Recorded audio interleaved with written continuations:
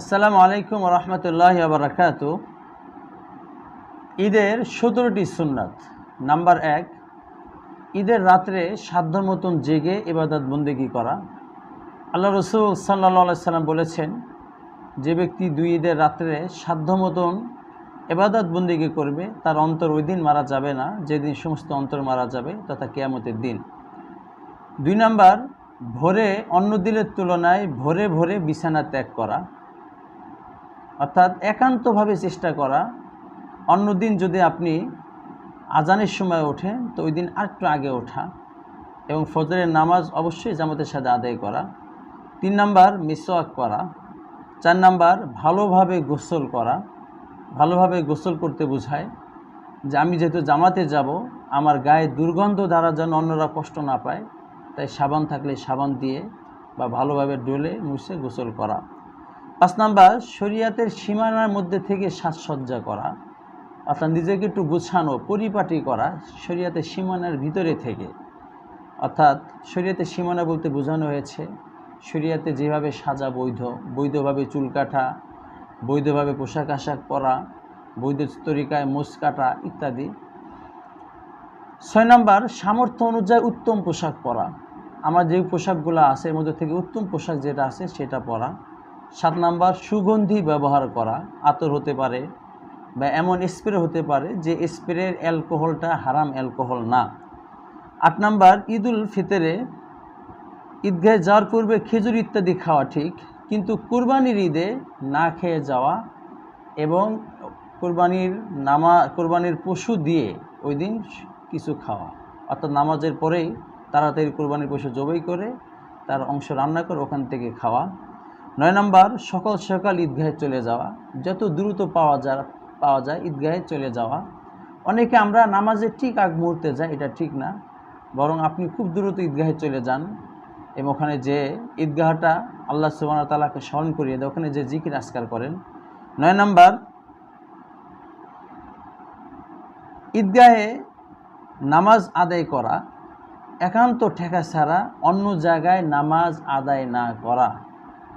অনেক সময় দেখা যায় যে আমরা বিনা কারণে মাঠে নামাজ পড়ার সুযোগ থাকার পরেও, উন্মুক্ত ময়দান থাকার পরেও আমরা মসজিদে নামাজ আদায় করি, এটা ইসলামের চাওয়া পাওয়ার বিপরীত।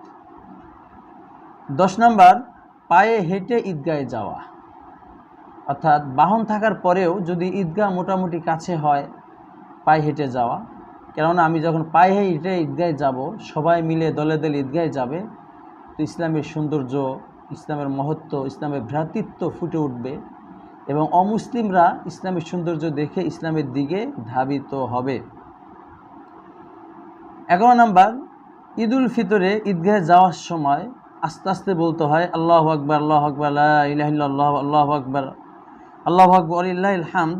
তবে ঈদুল আজহার ভিতরে এই তাকবীরটা জোরে জোরে দিতে দিতে যাওয়া, অর্থাৎ উচ্চ আওয়াজ করে আল্লাহু আকবার, আল্লাহু আকবার, লা ইলাহা ইল্লাল্লাহ, আল্লাহু আকবার, আল্লাহু আকবার ওয়ালিল্লাহিল হামদ। আমরা তাকবীরে তাশরিকের যেই এটা দিয়ে থাকি। ১২ নাম্বার, ঈদগাহে যাওয়ার সময় অবশ্যই রাস্তার এমন এক সাইড দিয়ে যাওয়া এবং আসার সময় যেন ওই সাইড দিয়ে না এসে অন্য সাইড দিয়ে আসা যায়। অর্থাৎ যদি আপনি ঈদগাহে যাওয়ার ২টা রাস্তা থাকে, যাওয়ার সময় একটা রাস্তা গ্রহণ করা এবং আসার সময় অন্য রাস্তা গ্রহণ করা। আর যদি একই রাস্তা হয়, যাওয়ার সময় এক পাশ দিয়ে যাওয়া এবং আসার সময় অন্য পাশ দিয়ে আসা। এটা কেন করতে বলা হয়েছে? যেন দূর দূরান্ত পর্যন্ত মানুষ এবং প্রত্যেকটা রাস্তায় যেন মুসলমানদের যাতায়াত বেড়ে যায় এবং ইসলামের সৌন্দর্য প্রকাশ পায়। ১৩ নাম্বার, একে অপরকে ঈদের অভিনন্দন জানানো। যেমন সাহাবীরা একে অপরকে ২ ঈদে বলতেন তাকাব্বালাল্লাহু মিন্না ওয়া মিনক, আল্লাহ তাআলা আমার ও তোমার ভালো কাজগুলোকে, আমলে সালেহগুলোকে কবুল করে নেন, এভাবে অভিবাদন জানানো বা ঈদ মোবারক বলা।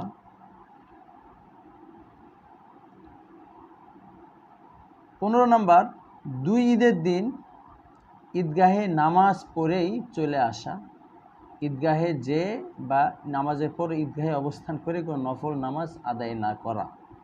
১৬ নাম্বার, ঈদের দিন পারতপক্ষে হাসি খুশি থাকা, আনন্দ ঘন পরিবেশে থাকা, সমস্ত প্রকার রাগ এবং রাগ হয়, সমাজে বিশৃঙ্খলা সৃষ্টি হয়, এমন সমুদয় কাজ থেকে বেঁচে থাকা।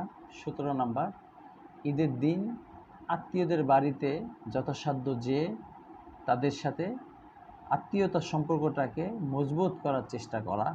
কুরবানির ঈদের দিন তাদের বাসায় গোস্ত ইত্যাদিকে পৌঁছে দেওয়া এবং তাদের বাসায় যে খাওয়া এবং তাদেরকে দাওয়াত দিয়ে নিয়ে আসা। আল্লাহ তাআলা আমাদের এই 17টি ঈদের সুন্নাহ পালন করার তৌফিক দান করুন।